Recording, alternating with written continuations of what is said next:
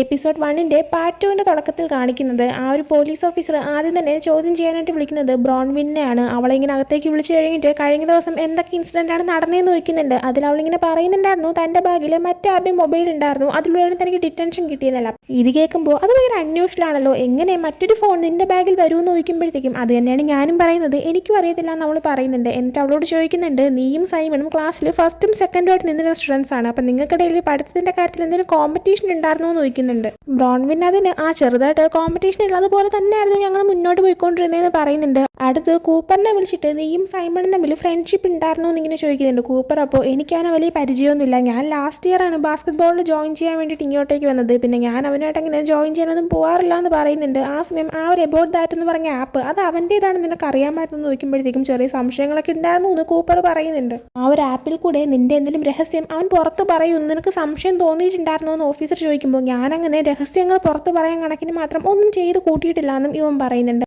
അടുത്ത് ആഡീനെ വിളിച്ച് ചോദ്യം ചോദിക്കുന്ന സമയത്ത് അവളോട് ഇങ്ങനെ ചോദിക്കുന്നുണ്ട്, കഴിഞ്ഞ ദിവസം കൂപ്പറിന് ഒരു അലർജിക് റിയാക്ഷൻസ് വന്ന് പാരാമെഡിക്സ് അവളെ കൊണ്ടുപോകുന്നതിന് മുന്നേ ആഡി ആണെങ്കിൽ നേഴ്സിന്റെ ഓഫീസിൽ പോയിട്ടുണ്ടായിരുന്നു, എന്തിനാണെന്ന്. ആഡി അപ്പോൾ ഇല്ല ഞാൻ പോയില്ലല്ലോ എന്നിങ്ങനെ പറയുന്നുണ്ട്. ആ സമയം ഓഫീസർ പക്ഷേ ലോഗിൽ നിന്റെ പേരാണ് കൊടുത്തിരിക്കുന്നതെന്ന് പറയുമ്പോൾ ഇല്ല എനിക്ക് അതിനെക്കുറിച്ച് അറിയത്തില്ല, ഞാൻ പോയിട്ടേ ഇല്ല എന്ന് പറയുന്നുണ്ട്. അടുത്ത് നേറ്റിനെ വിളിച്ച് ചോദ്യം ചെയ്യാണ്. നേറ്റിനെ കുറിച്ച് പറയുകയാണെങ്കിൽ അവന്റെ പേരിൽ മുമ്പത്തെ കേസൊക്കെ ഉണ്ട്, അതായത് 18 വയസ്സ് ആവുന്നതിന് മുന്നേ തന്നെ അവൻ ഈ ഡ്രഗ്സ് എല്ലാം തന്നെ റിച്ച് ആയിട്ടുള്ള പിള്ളേർക്കൊക്കെ കൊടുത്തിട്ടുണ്ട്. അപ്പം അതിന്റെ പേരിൽ ഇവനാണെങ്കിൽ കേസൊക്കെ വന്നിട്ടുണ്ട്, അവനെ നിരീക്ഷിക്കേണ്ട ഒരു പ്രൊബേഷൻ ഓഫീസറൊക്കെ തന്നെ ഉണ്ട്. അപ്പം അതിനെക്കുറിച്ച് ചോദിക്കുമ്പോൾ ഞാനിപ്പോൾ ആ പരിപാടിയൊന്നും ചെയ്യാറില്ല, അതൊക്കെ നിർത്തിയിട്ട് ഒരുപാട് വർഷങ്ങളായി, സംശയം ഉണ്ടെങ്കിൽ എൻ്റെ പ്രൊബേഷൻ ഓഫീസറിൻ്റെ അടുത്ത് നിങ്ങൾക്ക് ചോദിക്കാമെന്നൊക്കെ പറയുന്നുണ്ട്. ആ സമയം ഓഫീസർ ചോദിക്കുന്നുണ്ട്, സൈമൺ ആ ഒരു എബൌട്ട് ഡാറ്റ് എന്ന് പറഞ്ഞ ഒരു ആപ്പിൽ കൂടെ നിങ്ങളുടെ എന്തെങ്കിലും രഹസ്യം തുറന്ന് പറയും നിങ്ങൾക്ക് പേടി ഉണ്ടായിരുന്നോ എന്ന്. ആ ഒരു ചോദ്യം ഇവരുടെ അടുത്ത് 4 പേരെടുത്തും ചോദിച്ചിട്ടുണ്ടായിരുന്നു. ആ സമയം ബ്രോൺവിൻ ആണെങ്കിൽ അങ്ങനെ തുറന്ന് പറയാനായിട്ട് പേടിക്കാൻ എനിക്ക് രഹസ്യമൊന്നും ഇല്ല എന്ന് പറയുന്നുണ്ട്. കൂപ്പറിനോട് ചോദിക്കുമ്പോൾ അവനും അത് തന്നെയാണ് പറയുന്നത്. ആഡിയോട് ചോദിക്കുമ്പോൾ അങ്ങനെ തനിക്ക് രഹസ്യമുള്ളതായിട്ട് തനിക്ക് ഓർക്കാനായിട്ട് പറ്റുന്നില്ല എന്ന് പറയാണ്. എന്നാൽ നേറ്റ് മാത്രം ഉറപ്പായിട്ട് എനിക്ക് പേടിയുണ്ട്, കാരണം രഹസ്യമില്ലാത്തതായിട്ട് ആരാണുള്ളതെന്ന് അവൻ തിരിച്ച് ചോദിക്കുന്നുണ്ട്.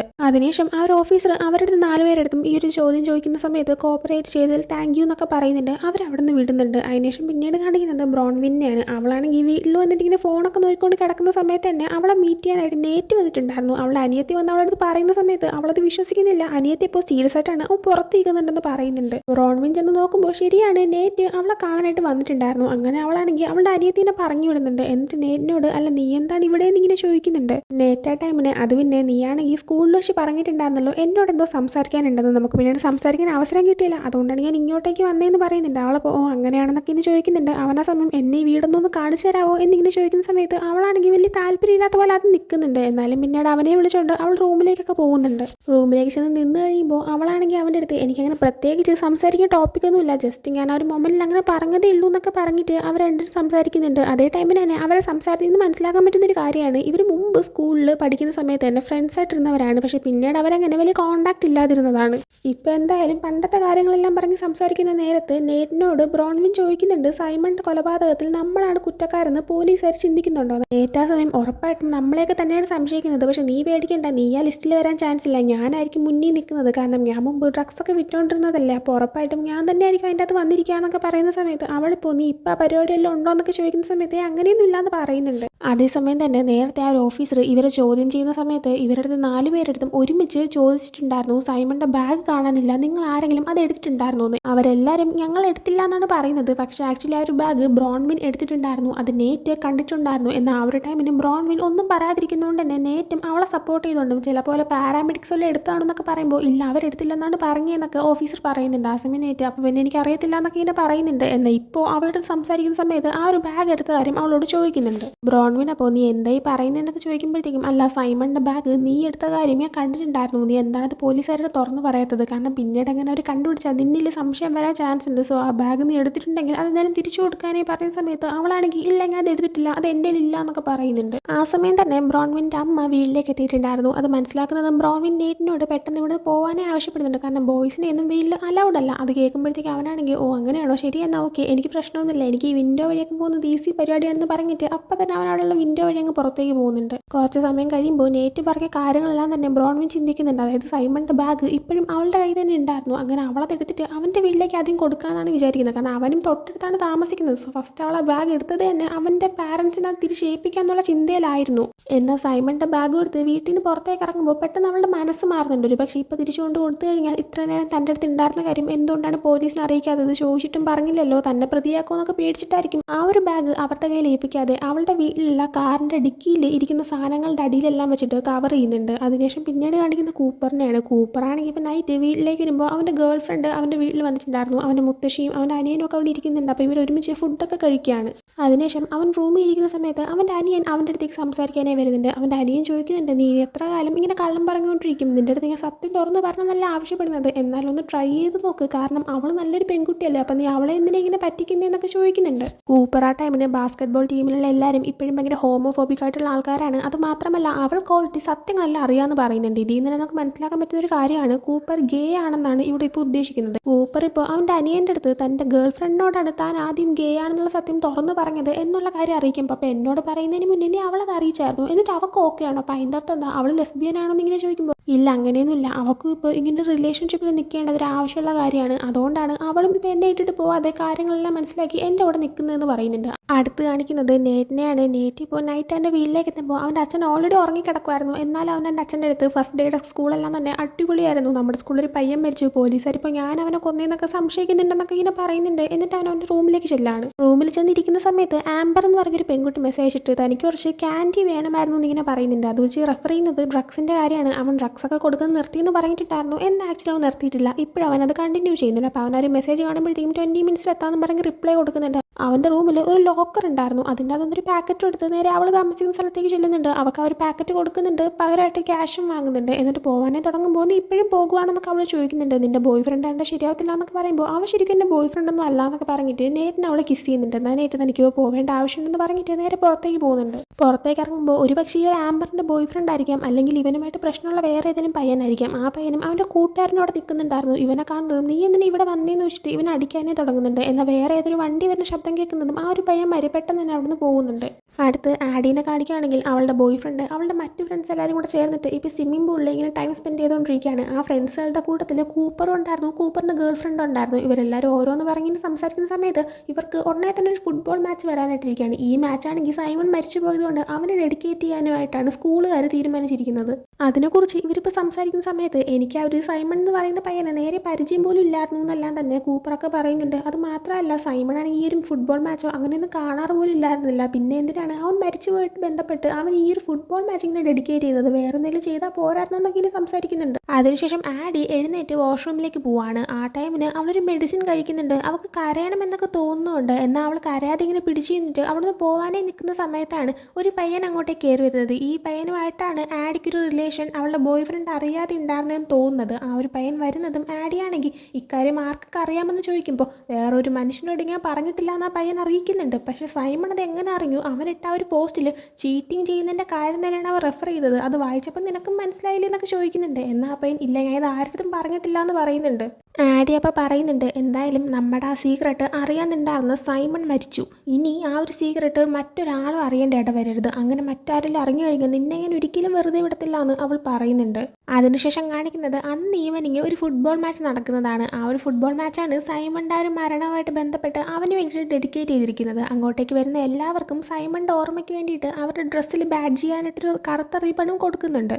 ബ്രോൺവിനെ കാണിക്കുകയാണെങ്കിൽ അവളുടെ ഫ്രണ്ട്സായിട്ടുള്ള മേവിൻ്റെയും ഇവാൻ്റെയും കൂടിയാണ് വരുന്നത്. വരുന്ന ടൈമിൽ തന്നെ മേവ് ഞാനിപ്പോൾ വരാമെന്നും പറഞ്ഞിട്ട് ആ ഒരു സ്റ്റോളൊക്കെയുള്ള ഏരിയയിലേക്ക് പോകുന്നുണ്ട്. അതേസമയം തന്നെ ഇവാനും ബ്രോവിനും ആ ഒരു കറുത്ത റിബണൊക്കെ വാങ്ങിച്ചിട്ട് നേരെ നടന്നു വരുന്ന സമയത്ത് ഇവർ രണ്ടുപേരും ഒരുമിച്ച് പഠിക്കാനായിരുന്നു പ്ലാൻ ചെയ്തിട്ടുണ്ടായിരുന്നത്. എന്നാൽ സൈമൺ ഈ ഒരു ബ്രോൺവിൻ്റെ വീടിൻ്റെ അടുത്തായിട്ട് താമസിക്കുന്ന പയ്യനായതുകൊണ്ട് തന്നെ അവളുടെ അമ്മ അവൻ്റെ ഓർമ്മയ്ക്ക് വേണ്ടിയിട്ടുള്ള മാച്ചല്ലേ പോയിട്ട് വാന്നൊക്കെ പറഞ്ഞിട്ട് ഇവളെ പറഞ്ഞു വിട്ടതായിരുന്നു. അപ്പോൾ ഇവളിങ്ങനെ ഇവാനെ കൂടെ വിളിച്ചപ്പോൾ അവനും വരാതെ സമ്മതിച്ചതായിരുന്നു.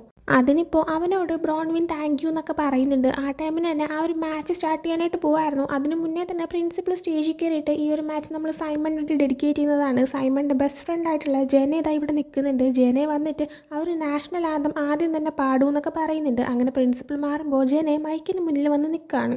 എന്നാൽ ജെനെ പറയുന്നുണ്ട് ഞാനിപ്പോൾ ഈ നാഷണൽ ആന്തം പാടിക്കഴിഞ്ഞാൽ സൈമണിന് എന്നോടായിരിക്കും ദേഷ്യം തോന്നുന്നത്, അതുകൊണ്ട് ഞാൻ അവന് വേണ്ടിയിട്ട് മറ്റൊരു പാട്ട് പാടാൻ പോവാണെന്ന് പറഞ്ഞിട്ട് അവളും വേറൊരു സോങ് പാടാനേ തുടങ്ങുന്നുണ്ട്. എന്നാൽ ഒരു സോങ്ങിൻ്റെ വരികളിലൂടെ അവൾക്ക് എന്തോരം ദേഷ്യമുണ്ട്, എന്തോരം വെറുപ്പ് തോന്നുന്നുണ്ട്, അതെല്ലാം തന്നെ അവൾ പ്രകടിപ്പിക്കുന്നുണ്ട്.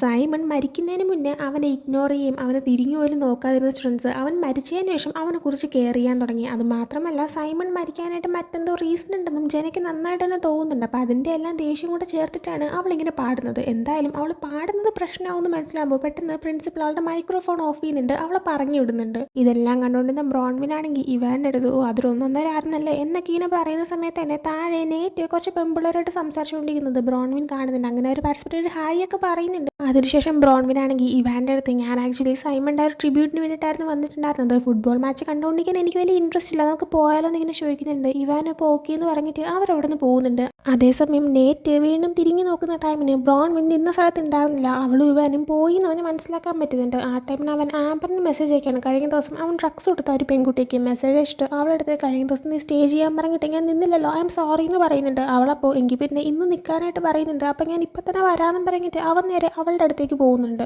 അടുത്ത് ആഡീനെ കാണിക്കുകയാണെങ്കിൽ ഇപ്പം ആ ഒരു ഫുട്ബോൾ മാച്ചെല്ലാം കഴിയുമ്പോഴത്തേക്കും ഫ്രണ്ട്സിൻ്റെയും ബോയ് ഫ്രണ്ടിൻ്റെയും ഒക്കെ കൂടെ ഒരു പാർട്ടിക്ക് പോകുന്നുണ്ട്. അങ്ങനെ സ്വിമ്മിംഗ് പൂളിൽ അവളുടെ ബോയ് ഫ്രണ്ടിൻ്റെ കൂടെയൊക്കെ എൻജോയ് ചെയ്തുകൊണ്ട് നിൽക്കുന്ന ടൈമിനാണ് അവളുടെ ഫ്രണ്ട്സ് ഓടി വന്നിട്ട് അവളുടെ അടുത്തൊരു കാര്യം പറയുന്നത്. അതായത് സൈമണിൻ്റെ ആ ഒരു എബൌട്ട് ഡാറ്റ് എന്ന് പറഞ്ഞ ആപ്പിൻ്റെ അത് മറ്റൊരു പോസ്റ്റ് വന്നിരിക്കുകയാണ്. സൈമണിനെ കൊന്നു എന്ന് പറഞ്ഞിട്ട് ഒരാൾ കൺഫസ് ചെയ്തിരിക്കുന്നത്, എന്നാൽ ആരാണെന്ന് അറിയത്തില്ല.